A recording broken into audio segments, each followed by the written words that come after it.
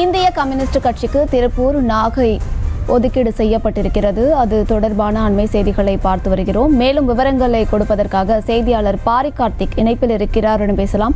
பாரி கார்த்திக், முழு விவரங்கள்.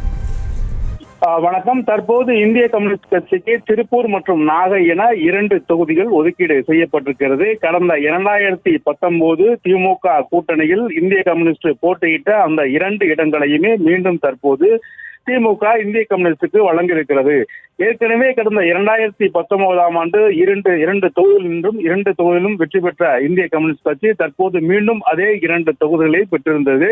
இதன் அடிப்படையிலே எண்ணிக்கையில் அடிப்படையில் கடந்த வாரமே இந்திய கம்யூனிஸ்ட் மற்றும் மார்க்சிஸ்ட் கம்யூனிஸ்ட் கட்சிகளுக்கு தலா 2 இடங்கள் ஒதுக்கப்பட்ட நிலையில் இந்த தினம் எந்தெந்த தொகுதிகள் என்று அடையாளம் காட்டி அந்த தொகுதி கையெழுத்தானதும் இன்று பெறப்பட்டிருக்கிறது. அதன் அடிப்படையிலே மார்க்சிஸ்ட் கம்யூனிஸ்ட் கட்சிக்கு மதுரை, கடந்த முறை என்ற மதுரை, தற்போது புதிதாக திண்டுக்கல் என 2 தொகுதிகளும், இந்திய கம்யூனிஸ்ட் கட்சிகளை பொறுத்தவரைக்கும் கடந்த 2019ஆம் நின்ற அந்த 2 தொகுதிகளே திருப்பூர் மற்றும் நாகை என 2 தொகுதிகளுமே தற்போது பெற்றிருக்கிறார்கள். கடந்த முறை அவர்கள் 2 தொகுதியும் பெற்று வெற்றி பெற்றார்கள் என்று குறிப்பிடத்தக்கது. அதன் அடிப்படையிலே இந்த முறையும் மீண்டும் அவர்களுக்கு திருப்பூர் மற்றும் நாகை என 2 தொகுதி ஒதுக்கீடு செய்யப்பட்டிருக்கிறது.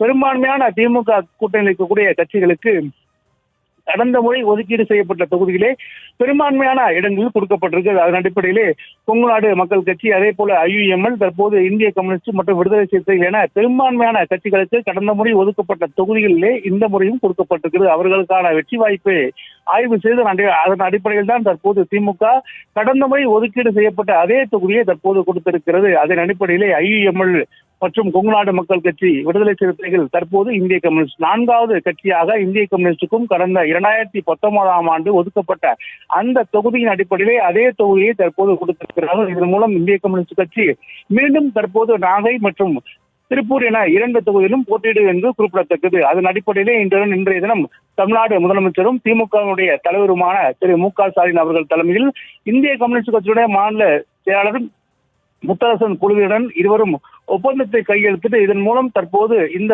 வருகின்ற 2024 இந்திய கம்யூனிஸ்ட் கட்சிக்கு திமுக கூட்டணி சார்பில் திருப்பூர் மற்றும் நாகை மீண்டும் அவர்களுக்கு ஒதுக்கப்பட்டிருக்கிறது என்று குறிப்பிடத்தக்கது.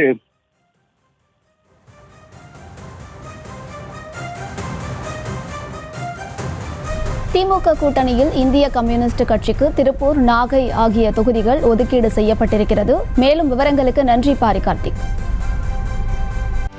செய்திகளை உடனுக்குடனும் துல்லியமாகவும் தெரிந்து கொள்ள சப்ஸ்கிரைப் பண்ணுங்க.